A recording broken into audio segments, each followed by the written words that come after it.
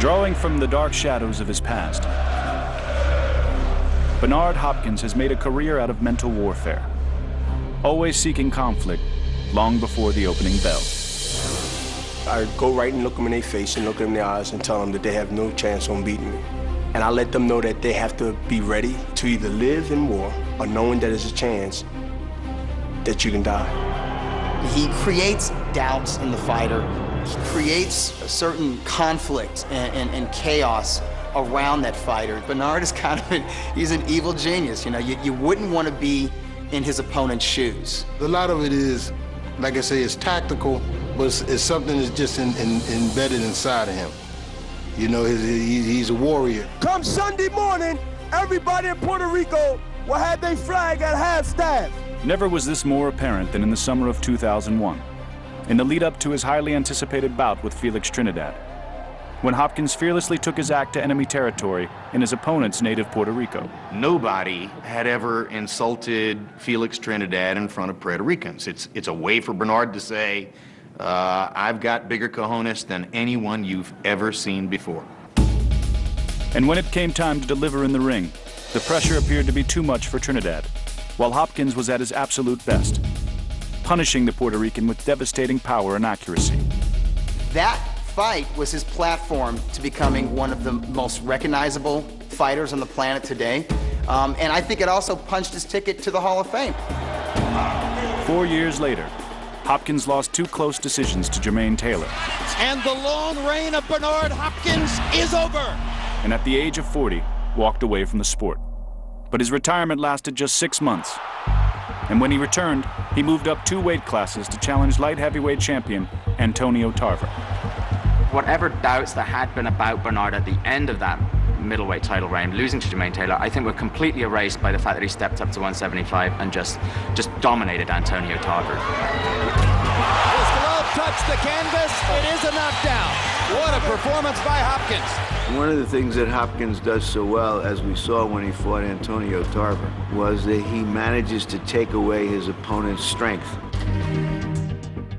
Where he may have problems with Calzaghe is that Calzaghe has more than one strength and no weakness that we know about.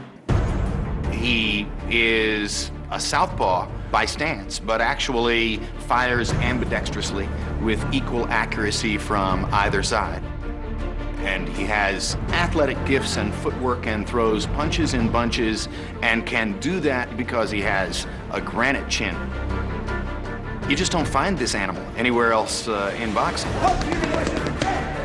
44 wins against no defeats. 36-year-old Joe Calzaghe has never lost a fight. That's what you're talking about. The Welshman's reign as 168-pound champion began in 1997, when he faced longtime British star Chris Eubank. It was Eubank's 20th title fight, Calzaghe's first. Not that it was apparent watching the first 10 seconds of the fight. Oh, the left hook on the deck. Dropping somebody like Chris Eubank, putting him flat in his ass, you know, I thought this is going to be easy.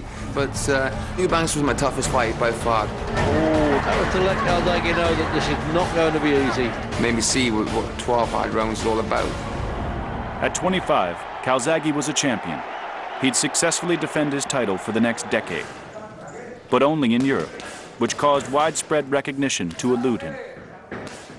He had the security to stay within his cocoon in Wales and resist the urge to respond to criticism that he was protected and he was overrated because he wouldn't leave the British Empire to fight. And he got a chance to answer all of that the night that he fought Jeff Lacey, and no more thunderous answer could ever have been imagined. In March 2006, American Jeff Lacey was undefeated, with a style and fury likened by some to Mike Tyson. Jeff Lacey was built like a superhero right out of a comic book. And I think the majority of U.S. boxing writers thought that Jeff Lacey was on his way up and Joe Calzaghe was on his way down, and we couldn't have been more wrong. He can't punch shit. I know he can't punch shit, right? Calzaghe beat Jeff Lacey on the outside. He had boxing, slipping, bobbing, and weaving underneath punches and beating him on the inside. So it was one of the most devastating and impressive performances I've ever saw in boxing. Joe Calzaghe reminded the U.S. press how good he really is. And he served notice to the boxing world that he's better than ever at age 35. Joe Calzaghe, sensational! It was just a masterclass by myself. I'm pretty proud of that performance. But Calzaghe followed that breakthrough with 2 more bouts against unheralded challengers, Saki Obika and Peter Manfredo Jr. After that, then I thought I'm not going to keep fighting forever. And I want to fight another Lacey. I want to be in that zone again and prove myself against the best guys, because I don't get psyched up unless I fight somebody that I fear, some sort of fear in you that you could lose if you don't perform. Undefeated Mikkel Kessler of Denmark instilled in him that fear. And last November, in front of 50,000 in Wales, Calzaghe battled the Dane in what many deemed his biggest test yet. Great body punch by Kessler. Calzaghe stands tall and keeps throwing. Just at the time when everyone thought the fight was moving for Kessler, Here comes Calzaghe. Calzaghe made an adjustment and came back and took over the fight completely. Good left hand by Calzaghe. And another.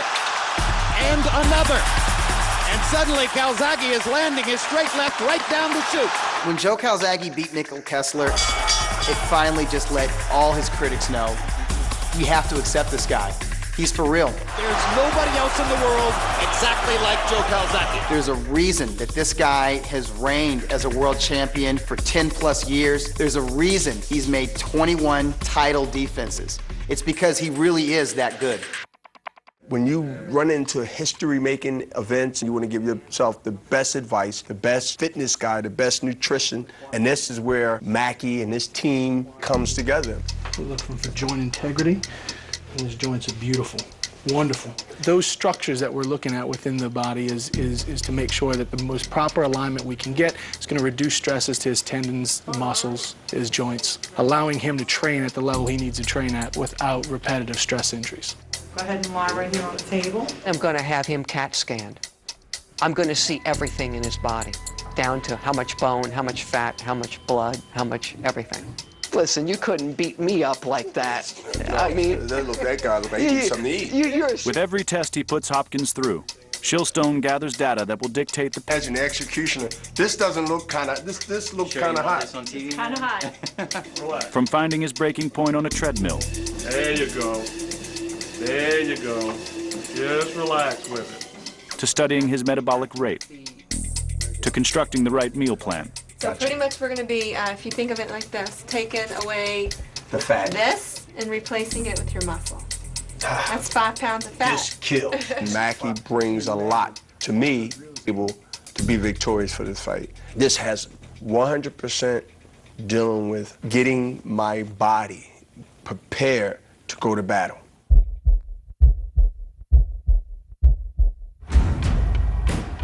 Four weeks later, camp shifts to Southern California, where the process of sharpening the tools of the 43-year-old fighter begins. The way that we overcome running fatigue is by running efficiency. The biggest thing Bernard has to overcome is the physical aspects of his age, and to put that aside and to act and perform 20 years younger.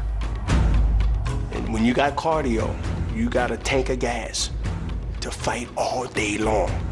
That's what Mackie gives you. It's extremely painful. You know, I'm not a robot. Trust me. Here, go right here, come on. I'm gonna get together and create a strategic plan to build and take what was be considered an aging warrior and recreate something that will be guaranteed to create destruction. I won my first British schoolboy ABA title back in 1985. I realized boxing was going to be my thing. I was very blessed that. Calzaghe, the blue corner. I always said in my mind that I'm going to be a world champion one day and just completely dedicate my life to boxing. Despite a background in music, not boxing, Enzo became Joe's first and only trainer. And in a sport that has witnessed the volatile decline of plenty of father-son trainer-fighter relationships, the Calzaghes have proved a winning combination. He's trained by this extremely confident human being who grew up as a jazz musician. Jab left. Jab left. and had the audacity to think, I, with no background in boxing, am capable of training my son to become a great prize fighter, and went out and proved that he could do it. And incidentally, I think there's a direct link between Enzo's background and Joe's fighting style, because if I had to use one word to describe what Calzaghe does in the ring, it is jazz. Good, Joe. Well done. Keep good going. For Joe, I just think it's the icing on the cake that he gets every great moment in his career he's been able to share with his dad. I know I made him proud. I'm proud of him as well, so he's a great coach. You know, it's great. I wouldn't change it for the world. Hugo, pound for pound, best ever boxer in the world.